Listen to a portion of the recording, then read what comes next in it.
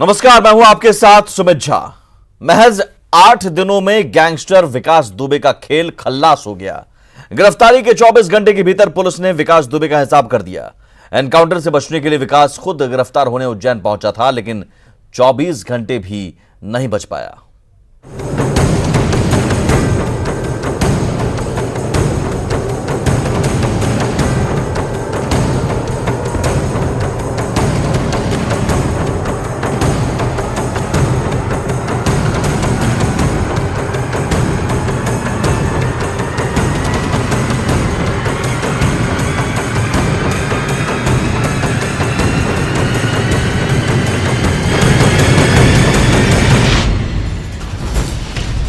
कानपुर कांड का बदलापुर।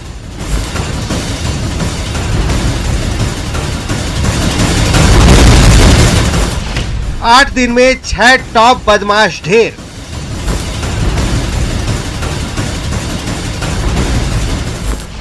विकास दुबे का हो गया हिसाब।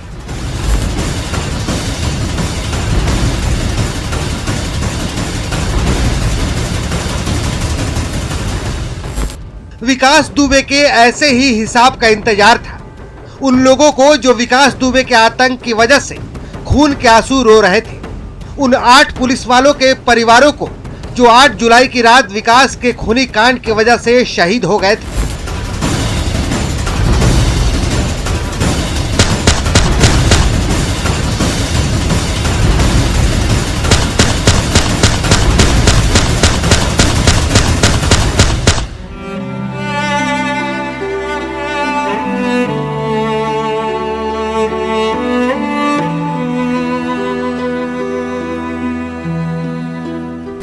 विकास दुबे का इनकाउंटर कैसे हुआ?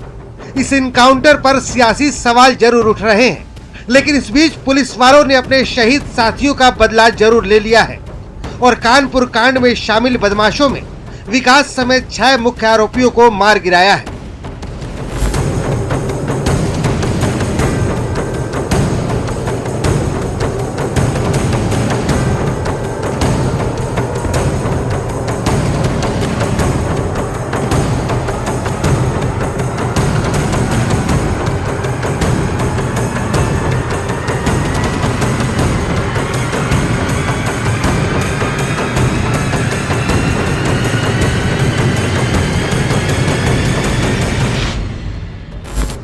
आइए सिलसिलेवार ढंग से बताते हैं कि कानपुर कांड का यूपी पुलिस ने किस कदर बदला लिया है। 2 जुलाई की रात कानपुर के चौबेपुर के बिकरू गांव में खूनी खेल खेलने के बाद विकास दुबे और उसके साथी अलग अलग भाग निकले थे।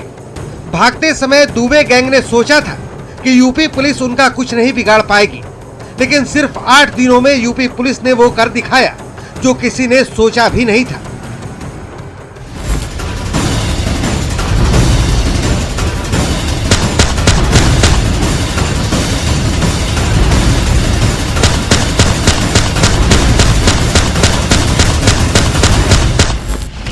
तीन जुलाई सुबह के 7 बजे ओम प्रकाश पांडे और अतुल दुबे का एनकाउंटर। 5 जुलाई दया शंकर उर्फ कल्लू अग्निहोत्री एनकाउंटर के दौरान जख्मी हुआ। 8 जुलाई एसटीएफ ने विकास के करीबी अमर दुबे को मार गिराया। 9 जुलाई प्रभात का कानपुर में एनकाउंटर हुआ। 9 जुलाई बउआ दुबे का एनकाउंटर किया गया। 9 जुलाई मुख्य आरोपी गैंगस्टर विकास दुबे उज्जैन से गिरफ्तार हुआ। 10 जुलाई विकास दुबे एनकाउंटर में मारा गया।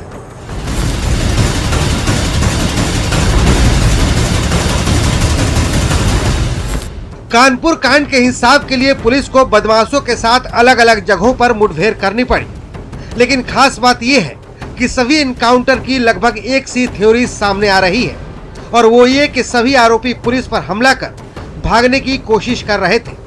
विकास दुबे का फाइनल गेम भी कुछ ऐसा ही है और उसके मामा प्रेम प्रकाश पांडे और सहयोगी अतुल दुबे का भी ऐसे ही एनकाउंटर किया गया।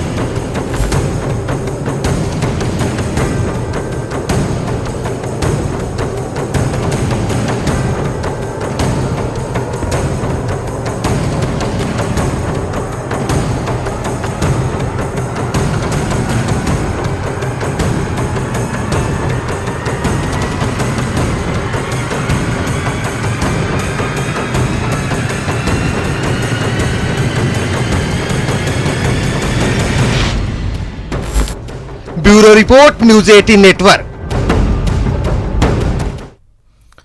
गैंगस्टर विकास दुबे एनकाउंटर में मारा गया, लेकिन एनकाउंटर के बाद कई सवाल उठ रहे हैं जो सियासी दल तो उठा ही रहे हैं, लेकिन लोगों के दिमाग में भी कुछ सवाल कौंध रहे हैं। पहला सवाल, क्या पुलिस ने कानपुर कांड का बदला लिया है इस काउंटर के जरिए? भाग रहा था तो गोली सीने में कैसे लगी? क्योंकि कोई भी भागता है तो पीठ पीछे करके भागता है। एसटीएफ के जवान निहत्थे विकास को क्या संभाल नहीं पाए? सवाल यह भी कि पैर में रॉड लगा शख्स आखिर कैसे भाग सकता है?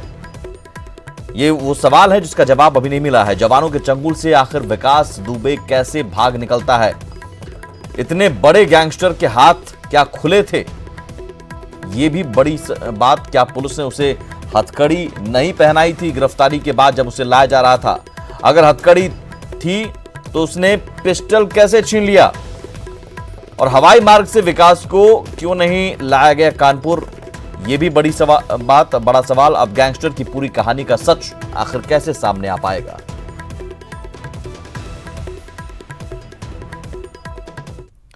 विकास की मौत के बाद उसके पिता रामकुमार दुबे ने विकास का शव लेने से इनकार कर दिया है। साथ ही अंतिम संस्कार में नहीं जाने की भी बात कही है। न्यूज 18 से बातचीत की विकास दुबे के पिता ने क्या कहा, आप भी सुनिए। विकास को मार दिया पुलिस ने मुठभेड़ में। हाँ तो ठीक किया, ठीक किया। हाँ भी ठीक किया। अगर पुलिस ऐसे तत्वों को अगर बढ़ावा देगी तो कैसे शासन चलेगा? अच्छा एक बात ये बताइए, कि अंतिम संस्कार में जाएंगे? लड़का मर गया है। नहीं बात जाएंगे, नहीं जाएंगे, हमें नहीं जाना। इधर बिहार में सुरक्षा बलों ने नक्सलियों का एनकाउंटर किया।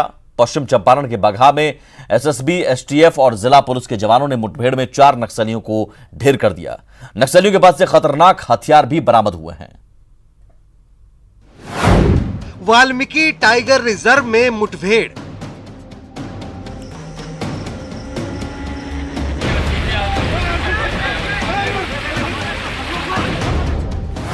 मुठभेड़ में 4 नक्सली ढेर।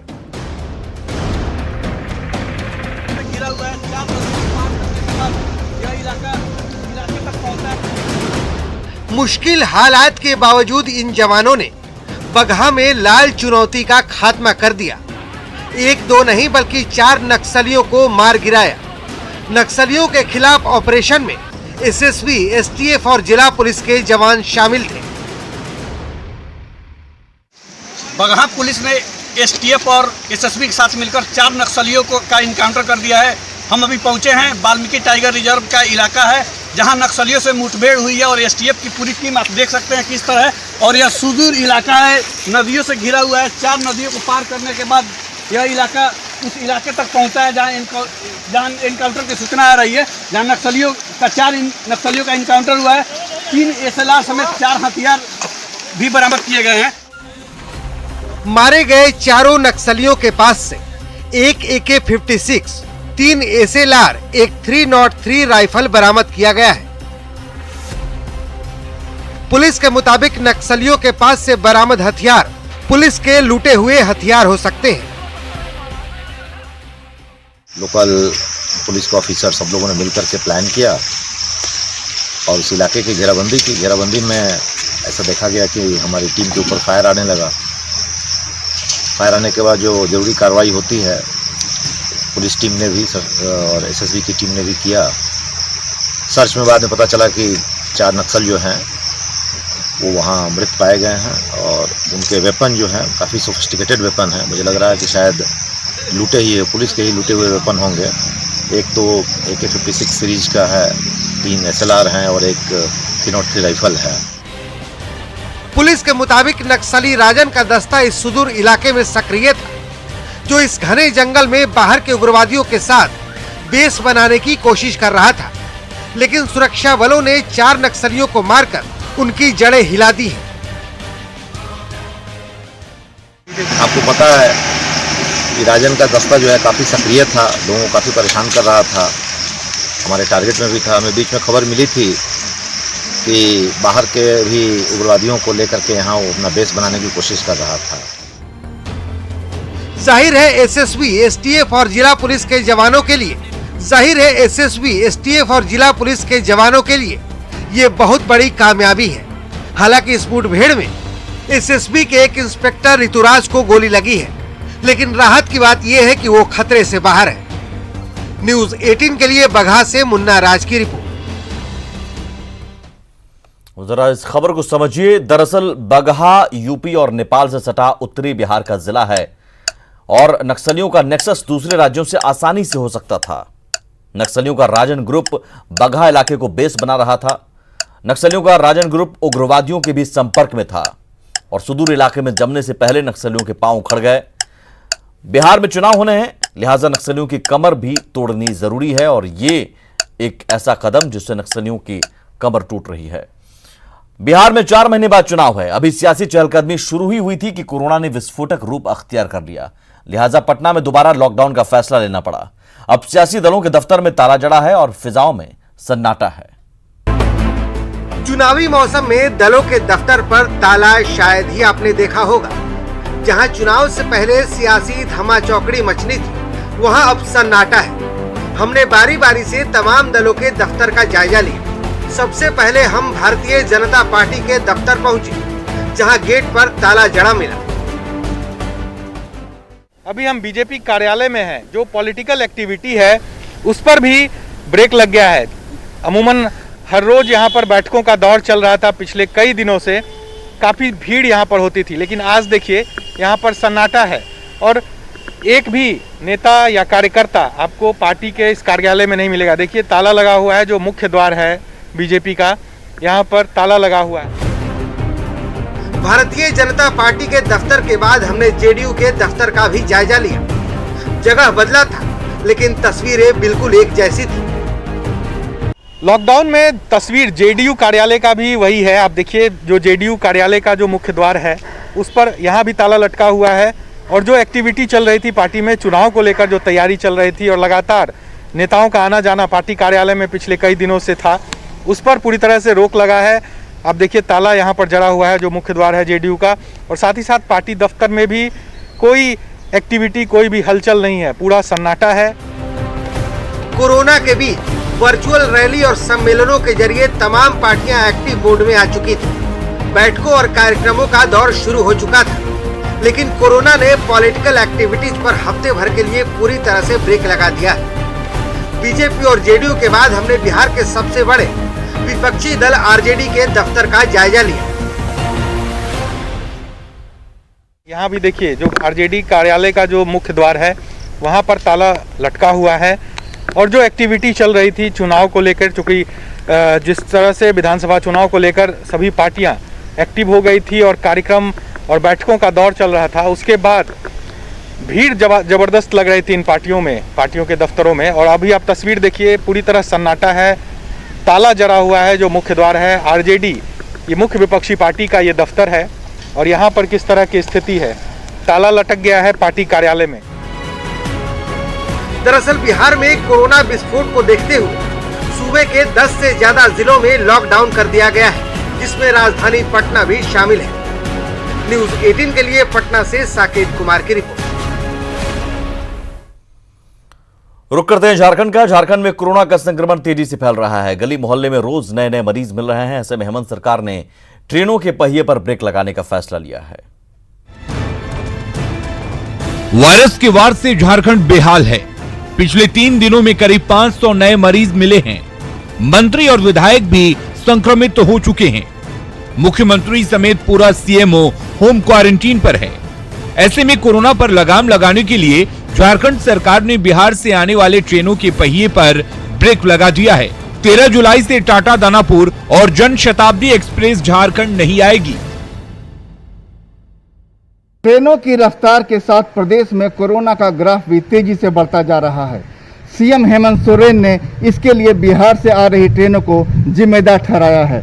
उन्होंने रेल मंत्री से बाकायदा पत्र लिखकर ट्रेनों को बंद करने की मांग की है, जिसके बाद रेल मंत्री ने 13 जुलाई से बिहार से आ रही ट्रेनों को बंद करने का भरोसा दिया है।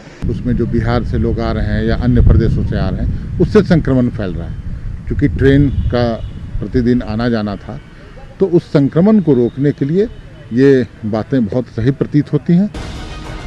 न सिर्फ ट्रेनों के पहिए पर ब्रेक लगाया गया है, बल्कि फिर से झारखंड में एंट्री के लिए पास जरूरी कर दिया गया है। यानी बिना पास के दूसरे राज्य से कोई भी झारखंड में प्रवेश नहीं कर सकेगा। कोरोना संक्रमितों की बढ़ती संख्या को देखते हुए राज्य सरकार ने बड़ा फैसला लिया है। अब झारखंड में प्रवेश करने वाले सभी लोगों को पास की जरूरत होगी। बगैर पास के उन्हें झारखंड में प्रवेश करने की अनुमति नहीं होगी।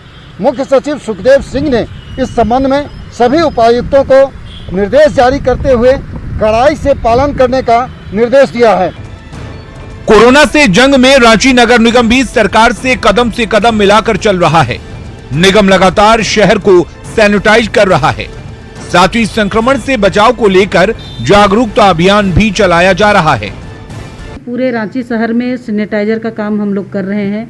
हर घर को सैनिटाइज हो जाए, जिसको लगता है कि अंदर घुसा के भी सैनिटाइज करेंगे, तो इसके लिए भी प्रत्येक वार्ड में हम लोग ने हैंड सैनिटाइजर दिए हैं, ताकि पीठ में अपना सामान लेकर के केमिकल डाल के और स्प्रे करेंगे, जो हाइपोक्लोराइड केमिकल हम लोग डाल करके कर रहे हैं। हाल के दिनों में कोरोना का संक्रमण तेजी से बढ़ रहा है, लेकिन लोग लापरवाह बने हुए हैं।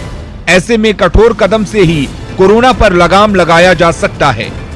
रांची से संजय सिन्हा के साथ भुवन किशोर झा की रिपोर्ट। और उसी के साथ इस बुलेटिन में इतना ही, लेकिन आगे भी खबरों का सिलसिला लगातार जारी है। नमस्कार।